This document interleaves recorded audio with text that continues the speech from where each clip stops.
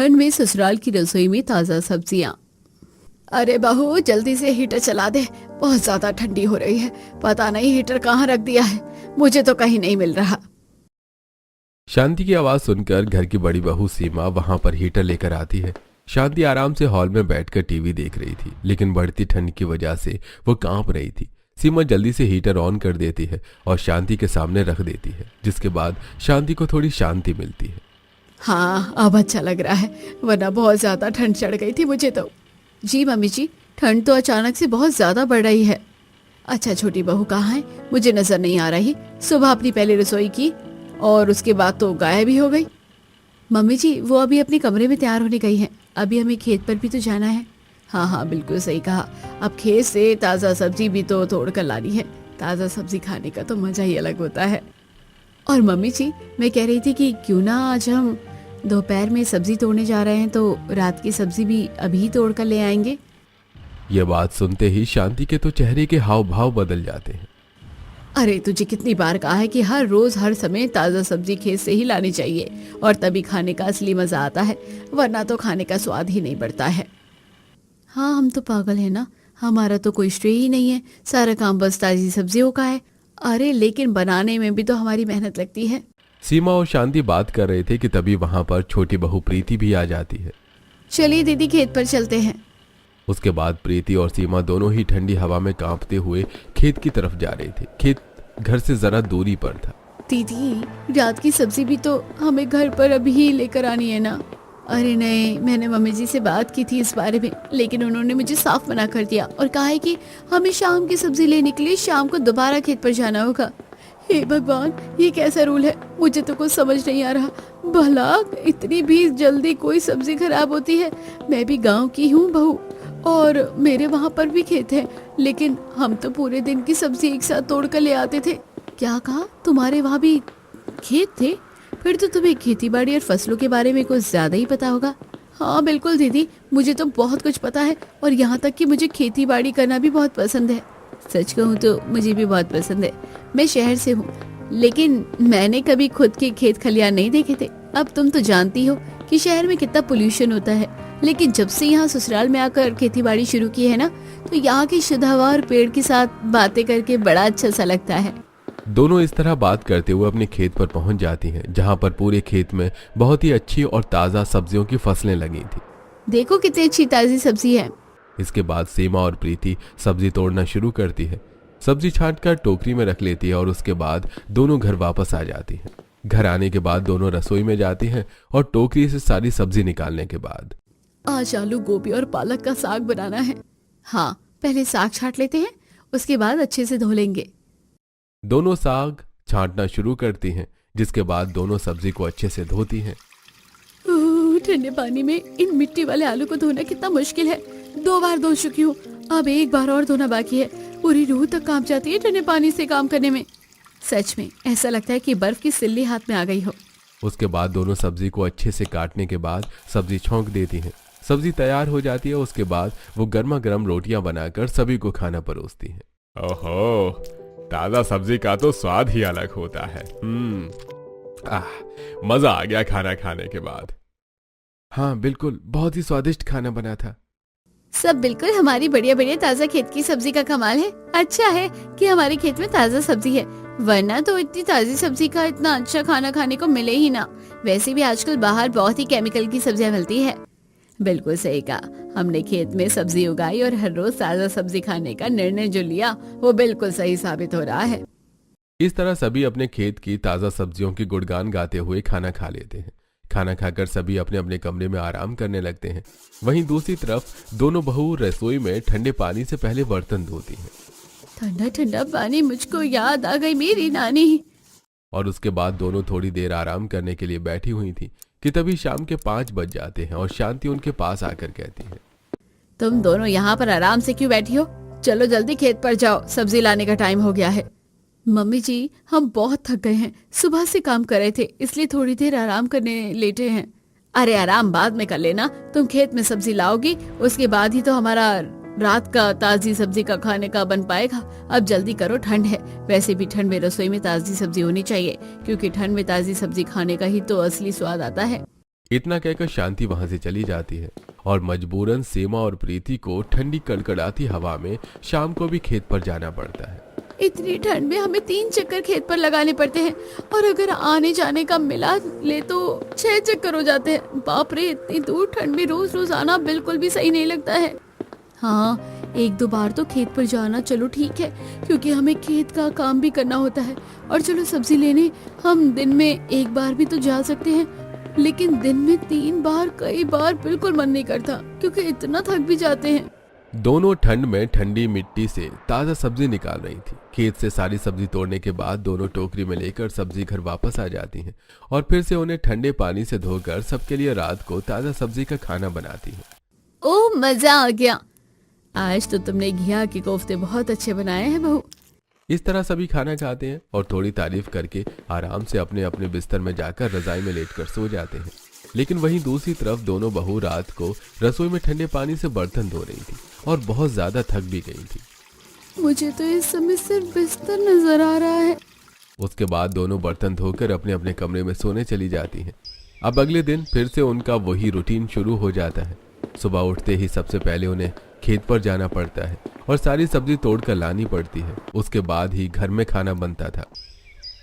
यार, आज तो हमें खेत में पानी भी देना है और एक बार फसलों को भी चेक करना है, लेकिन इस समय तो बहुत ज्यादा सर्दी हो रही है। अब क्या करें? लेकिन दीदी, अभी तो सच में मुझे भी सर्दी लग रही है। अभी घर वापस चलते हैं, दोपहर में हमें फिर से खेत पर आना ही तो है ताजा सब्जी लेने के लिए। तो क्यों ना हम खेत का काम तभी कर लेंगे। हाँ, बिल्कुल सही कहा। वैसे भी हमारा बार बार चक्कर तो लगता ही रहता है। अब दोनों फिर से सब्जी लेकर घर वापस आ जाती हैं और सुबह का नाश्ता बनाकर जब सभी को खाना परोसा जाता है तब रोहन चढ़ाते हुए अपनी ब्लू कलर की शर्ट लेकर वहां पर आता है। तुमने मेरी ब्लू कलर की शर्ट को प्रेस क्यों नहीं किया? मैंने तुम्हें कल कहा था ना कि मुझे ये इंपॉर्टेंट मीटिंग में पहनकर जानी है, और आज वो इंपॉर्टेंट मीटिंग है और आज ड्रेस का कोड ब्लू ही था, लेकिन तुमने तो इसे इस्त्री किया ही नहीं है। अब मैं क्या पहनकर जाऊं? तुमसे एक काम कहा था, लेकिन वो भी तुमने ठीक से नहीं किया। अरे, आप बिना वजह मेरे ऊपर भड़क क्यों रहे हैं? इतनी छोटी सी बात पर आपको इतना ज्यादा गुस्सा करने की क्या जरूरत है?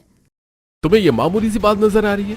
अरे, मेरी इंपॉर्टेंट मीटिंग है। अगर मैं ड्रेस कोड पहनकर नहीं गया तो तुम्हें पता भी है कि क्या होगा। आखिर तुम पूरा दिन करते ही क्या हो? आपको पता भी है घर में कितना काम हो जाता है। मुझे काम करने के लिए समय नहीं मिलता है। पूरा दिन खेत में जाना होता है और घर का बाकी काम भी हो जाता है। वैसे भी आपने मुझे लेट नाइट बोला था, तब तक मैं थक गई थी और मैं नींद पूरी नहीं कर पाई। दोनों की बढ़ती लड़ाई को देखकर शांति और रमेश उस लड़ाई को शांत करवाने की कोशिश करते हैं और कहते हैं कि अरे बेटा, कोई बात नहीं, बहू भूल गई होगी। इतनी सी बात पर इतना ज्यादा भड़कने की जरूरत नहीं है। हाँ बिल्कुल, हालांकि मैं जानती हूँ कि बहू की गलती ज्यादा है। उसे अपना काम ठीक से करना चाहिए, क्योंकि ये काम तो बहू का ही होता है। लेकिन कोई बात नहीं, फिर भी झगड़ा छोड़ो और झगड़े को अभी सुलझाओ। आखिर मम्मी जी कहना क्या चाहती हैं? सारी गलती मेरी ही निकाल दी। अरे, पूरा दिन इतना काम होता है, इन्हें क्या पता। अच्छा तो बताओ अब क्या करना है? अरे, तो मैं अभी कर देती हूँ। सुबह सुबह रोहन प्रीति के ऊपर भड़क जाता है। अब एक तरफ सीमा सभी को नाश्ता बनाकर परोसती है और सभी बड़े मजे से नाश्ता खाते हैं, वहीं दूसरी तरफ प्रीति चिढ़ते हुए कमरे में रोहन की शर्ट को प्रेस कर रही थी। पता नहीं सुबह सुबह इतनी क्या चिक चिक करनी थी जो सभी के सामने इतना ज्यादा गुस्सा करने लग गए थे। अरे 10 मिनट का काम है, अब हो जाएगा। और ऊपर से मम्मी जी को भी देखो, मेरी ही कमी निकाल रही थी। हाँ, पूरा दिन खेत में जाने के बाद घर का काम भी ढंग से नहीं होता है, रेस्ट करने का समय भी नहीं मिलता है हमें। फिर भी कहते हैं कि हम करते क्या हैं। उसके बाद रोहन वो शर्ट पहनकर वहां से चला जाता है। रसोई का काम खत्म होने के बाद दोनों बहू घर का बाकी काम कर रही थी। सीमा झाड़ू लगा रही थी और प्रीति पोछा लगा रही थी। वहीं दूसरी तरफ शांति आराम से सोफे पर बैठकर टीवी देख रही थी। अरे बेटा, बड़ी सर्दी हो रही है, एक बार गर्मा गर्म चाय मिल जाए तो मजा ही आ जाएगा। ठीक है मम्मी जी, मैं झाड़ू निकालने के बाद आपके लिए चाय बना देती हूँ। पता नहीं तुम दोनों के लिए क्या काम चोरी की आदत हो गई है। तुम्हें एक काम करने को कह दिया जाए तो तुम उस काम को तभी टालने लग जाती हो। सुबह भी तुमने रोहन की शर्ट को प्रेस तक नहीं किया। अगर वो ऑफिस में मीटिंग में जाने के लिए लेट हो जाता तो फिर इसका जिम्मेदार कौन होता? शांति फिर से अपना लेक्चर देना शुरू हो जाती है, इसीलिए उसे बात को वहीं खत्म करने के लिए प्रीति गुस्से में कहती है, अच्छा ठीक है मम्मी जी, मैं अभी आपके लिए चाय बनाकर ला रही हूँ, 2 मिनट रुकिए। प्रीति रसोई में जाती है और शांति के लिए चाय बनाना शुरू करती है। तभी प्रीति को गुस्से में रसोई में जाता हुआ देखकर सीमा भी उसके पीछे पीछे रसोई में आ जाती है। दीदी मुझे चाय बनाने में कोई परेशानी नहीं, लेकिन सुबह से देखो जरा, इन्हें हर कोई यही कह रहा है कि मैं करती क्या हूँ और मैं काम चोरी करती हूँ, लेकिन ऐसा बिल्कुल भी नहीं है। मैं जानती हूँ, लेकिन एक बहू को कोई भी नहीं समझता, तुम्हें पता है ना। उसके बाद प्रीति शांति को चाय बनाकर देती है और घर की साफ सफाई करने के बाद दोनों ऊपर छत पर कपड़े धोने के लिए जाती है कि तभी शांति भी ऊपर धूप में बैठने के लिए राजी होती है। हे भगवान, तुम दोनों का अब तक काम खत्म नहीं हुआ है और यहाँ दोपहर में खेत में ताजा सब्जी लाने का भी समय हो गया है। बस मम्मी जी, थोड़े से कपड़े रह गए हैं, अभी जाकर ले आते हैं। हाँ, जरा जल्दी जल्दी हाथ चलाया करो, मेरे तो यहाँ पर अभी से पहले पेट में चूहे दौड़ने लगे हैं। शांति फिर से दोनों बहू को ताना कस देती है, जिसके बाद दोनों जल्दी से कपड़े धोकर एकदम ठंडे ठंडे मौसम में खेत की तरफ निकल जाती है। तभी रास्ते में उनकी पड़ोसन नेहा नजर आती है, जो एक सब्जी वाले से सब्जी खरीद रही थी। अरे नेहा, कैसी हो तुम? कितने दिनों बाद नजर आ रही हो। मैं बिल्कुल ठीक हूँ, तुम बताओ तुम्हारा क्या हालचाल है? बस हम भी बिल्कुल बढ़िया हैं और बाकी ठंड तो अपनी चरम सीमा पर पहुँच चुकी है। तीनों बातें कर रही थी कि तभी सब्जी वाला प्रीति और सीमा से कहता है, अरे बहन जी, आप दोनों भी यहाँ खड़ी होकर सिर्फ बात क्या कर रही हो? आप दोनों भी सब्जी ले लो। मैं एकदम बढ़िया बढ़िया सब्जी लेकर आया हूँ, एकदम ताजा खेत से ही। इतनी ताजा सब्जी आपको कहीं नहीं मिलेगी।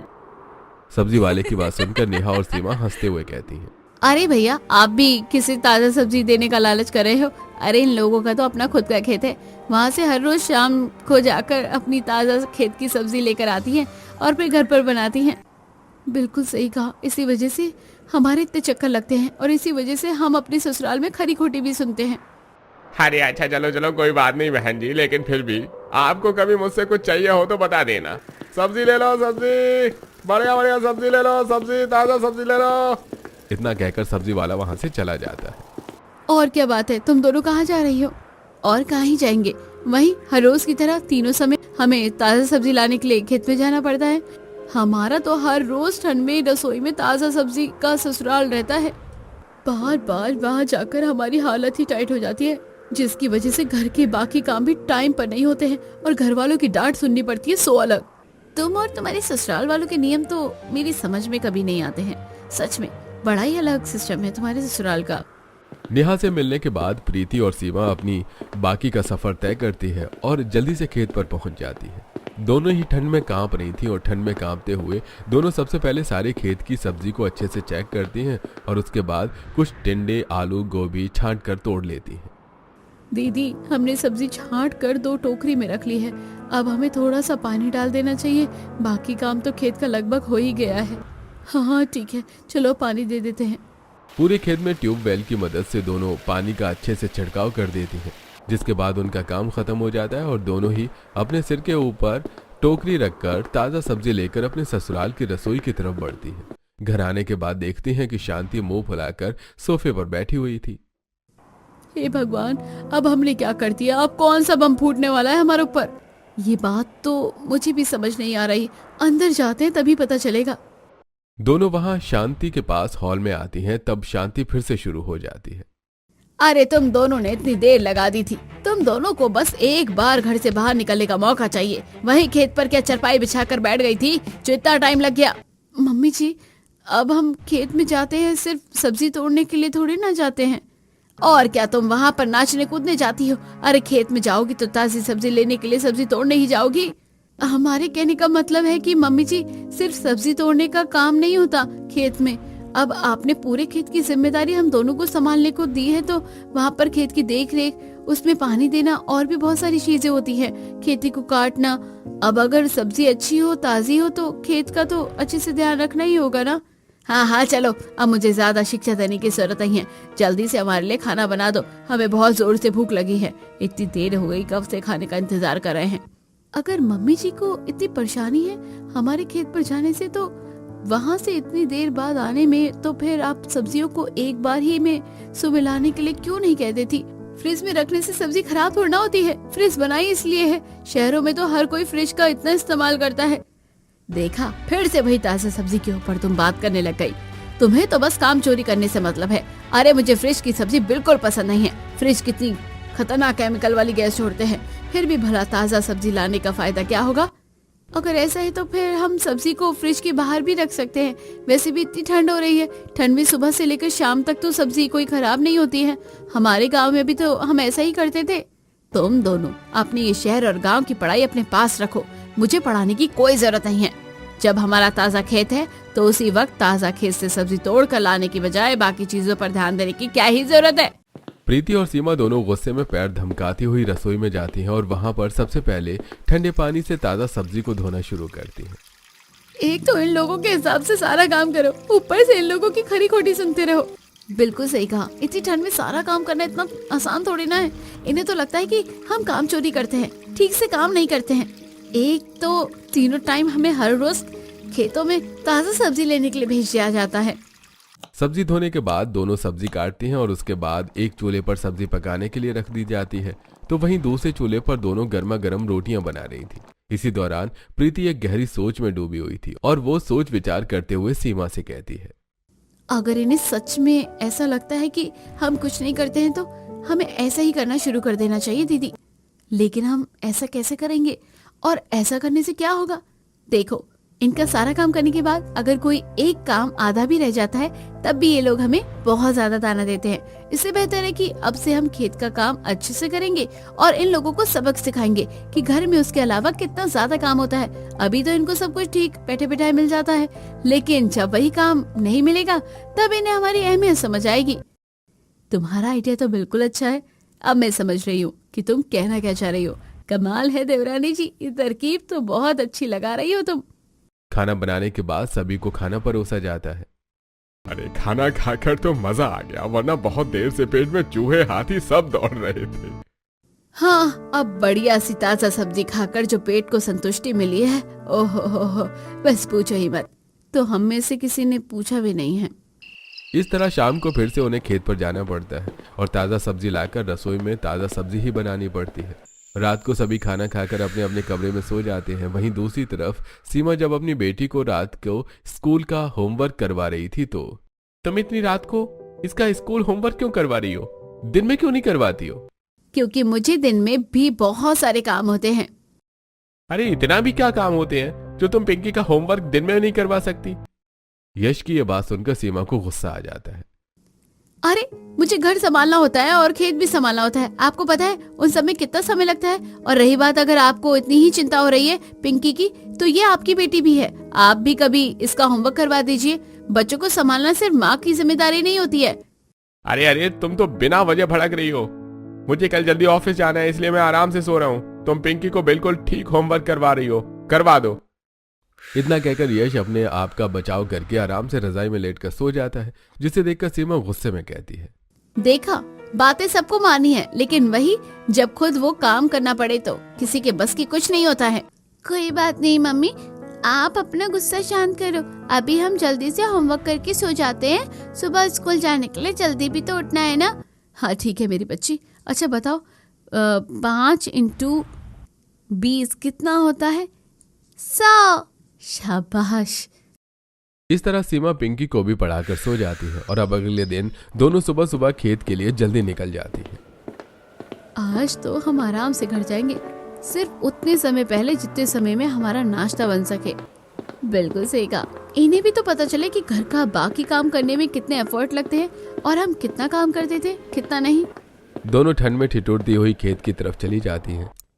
जहां एक तरफ दोनों खेत की फसलों को अच्छे से देख रही थी, वहीं दूसरी तरफ घर में बुरी तरह हड़कंप छा गया था।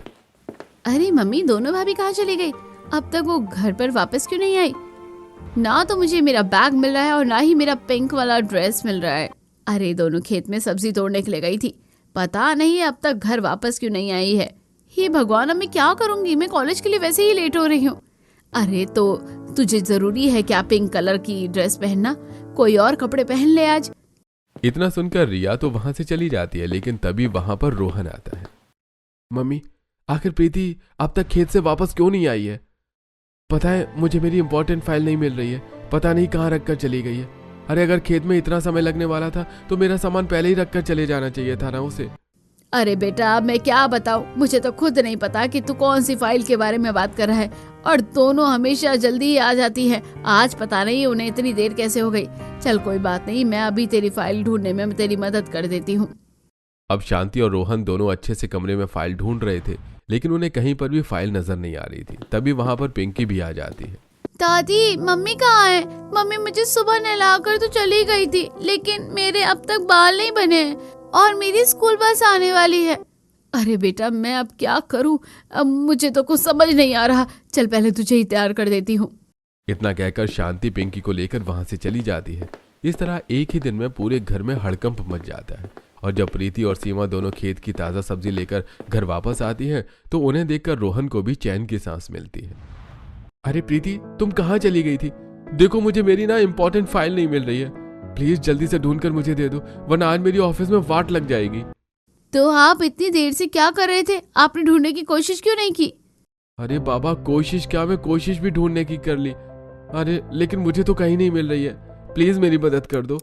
इसके बाद प्रीति जल्दी से रोहन को फाइल ढूंढ कर देती है और वहीं दूसरी तरफ रिया सीमा से कहती है, भाभी मुझे भी मेरा दूसरा वाला बैग नहीं मिल रहा था, प्लीज आप मेरा भी सामान ढूंढ कर दे दो। अच्छा ठीक है चलो। और सीमा अभी रिया को उसका सामान ढूंढ कर दे देती है। उसके बाद दोनों रसोई में जाकर सभी के लिए ताज़ा सब्जी का नाश्ता तैयार करती है। देखा दीदी कैसे हमारे आते ही सब हमारे आगे पीछे दौड़ रहे थे? इसी तरह इन्हें हमारी अहमियत समझ आएगी। सच में तुम्हारे इस आइडिया ने तो बढ़िया चौका मार दिया। अब इन्हें समझ आएगा कि हमारी कितनी ज्यादा अहमियत है घर के अंदर। उसके बाद दोनों जल्दी से नाश्ता बनाती हैं और सभी को टिफिन भी पैक करके देती हैं और साथ में नाश्ता भी लगाया जाता है। अरे चलो अब बहू दोपहर को खाने में मेरे लिए 2 बैंगन का भरता और टिंडे की सब्जी बना देना। आज बड़ा मन कर रहा है खाने का। जी ठीक है पापा जी। अब दोनों फिर से दोपहर को खेत में काम करने के लिए चली जाती हैं। वहीं दूसरी तरफ पिंकी के स्कूल का आने का टाइम हो जाता है। पता नहीं कहाँ रह जाती है, दोनों खेत पर ही सो जाती है क्या? लेकिन समय से तो कभी वापस नहीं आती। पिंकी का भी स्कूल जाने का टाइम हो रहा है, फिर खाना कब बनाएगी? वहीं पिंकी स्कूल से आ जाती है, लेकिन प्रीति और सीमा दोनों अभी तक खेत से घर वापस नहीं लौटी थी। थोड़ी देर बाद दादी दादी मम्मी और चाची कहाँ पर है? मुझे भूख लगी है, मुझे खाना खाना है। पता नहीं बेटा, ये बात तो मुझे भी समझ नहीं आ रही। दोनों पता नहीं कहाँ रह गई, अब तक घर वापस नहीं आई है। दोनों जब तक पहले सब्जी लेकर नहीं आएंगी तब तक रसोई में खाना कैसे बनेगा? लेकिन दादी मुझे बहुत भूख लगी है, प्लीज मुझे खाने के लिए कुछ दे दो। अरे बेटा लेकिन मैं तुझे क्या बना कर दूं? दादी आप मुझे कुछ भी बना कर दे दो, मुझे सच में बहुत भूख लग रही है और बर्दाश्त नहीं हो रहा है, पेट में दर्द भी हो रहा है। अच्छा रुक, ठीक है मैं देखती हूँ। शांति रसोई में जाती है तो उसे एक जगह ब्रेड का पैकेट नजर आता है और वो उसी पर जैम लगाकर पिंकी को खाने के लिए दे देती है। तभी रमेश भी टहलकर घर वापस आ जाता है और रिया भी कॉलेज से घर वापस आ जाती है और सभी को अब ज्यादा भूख लगने लगती है। मम्मी अभी तक दोपहर का खाना क्यों नहीं बना है? पता नहीं बेटा, तेरी दोनों भाभी अब तक घर वापस क्यों नहीं लौटी है? अगर आ जाए तभी तो खाना हमें नसीब होगा। तभी थोड़ी देर बाद प्रीति और सीमा भी सब्जी लेकर घर वापस आ जाती हैं। अरे तुम दोनों कहाँ रह गई थी? जल्दी से खाना बना दो, और हमारे तो पेट में चूहे दौड़ रहे हैं। हाँ मम्मी जी, बस खेत में सब्जी तोड़ रहे थे और फसलों का भी तो अच्छे से ध्यान रखना पड़ता है ना, बस इसलिए थोड़ी सी ज्यादा देर लग गई। आप रुकिए, अभी हम सबके लिए खाना बना देते हैं। तब सीमा और प्रीति दोनों जल्दी से रसोई में जाती हैं और उसके बाद सभी के लिए खाना बनाना शुरू करती हैं। सब्जी को ठंडे पानी से धो देने के बाद दोनों उसे काटना शुरू करती हैं। वैसे घर से थोड़ी दूर खेत में बैठना कितना अच्छा लगता है ना, कम से कम थोड़ी देर के लिए ही सही, लेकिन घर वालों की चिक-चिक नहीं सुननी पड़ती है। हाँ, अब तो मुझे भी घर संभालने से ज्यादा खेत का काम करना ज्यादा अच्छा लगने लगा है। दोनों बातें करते हुए सब्जी काट रही थी। उसके बाद सभी के लिए खाना बना देती हैं। सभी बहुत ज्यादा भूखे थे, इसलिए खाने पर भुक्कड़ों की तरह टूट पड़ते हैं। अरे खाना खाकर तो मजा आ गया, सच में बहुत भूख लग रही थी। मैं भी बहुत दुखी हूँ, ऐसा लग रहा है जैसे पता नहीं कितने जन्मों की भूखी हूँ और कितने जन्मों बाद अभी खाना खाकर मुझे तृप्ति हुई है। सच में मुझे भी खाना खाकर मजा आ गया। खेत की ताज़ा सब्जी तो बड़ी ही स्वादिष्ट बनती है।